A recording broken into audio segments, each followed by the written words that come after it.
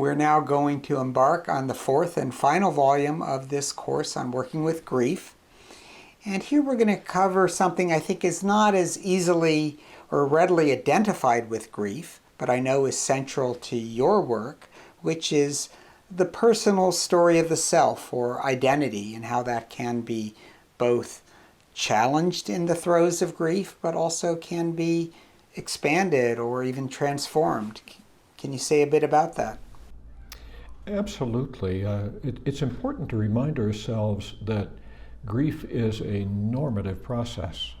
It's how we respond to the loss of someone or something to which we're highly attached.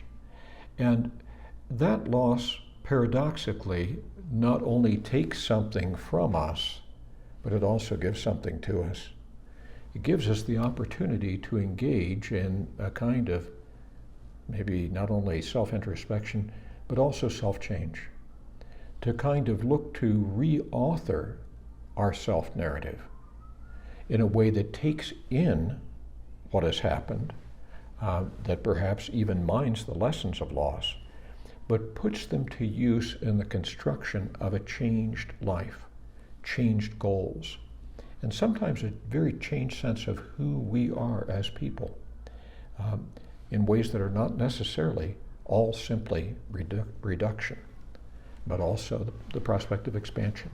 So we'll kind of see the prospects of both in the videos we watch in this segment.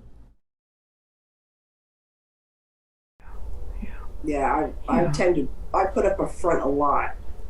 If I'm having a bad day, I've always been that way. I don't know why. I think that's just the way of protecting myself. Mm-hmm. Mm-hmm. Mm-hmm. Protecting yourself from what? I'm not sure. Mm-hmm. Maybe just rejection of people not understanding.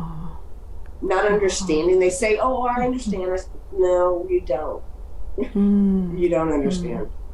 Yeah. You know. Of course. Yeah. You can say you understand, but you don't.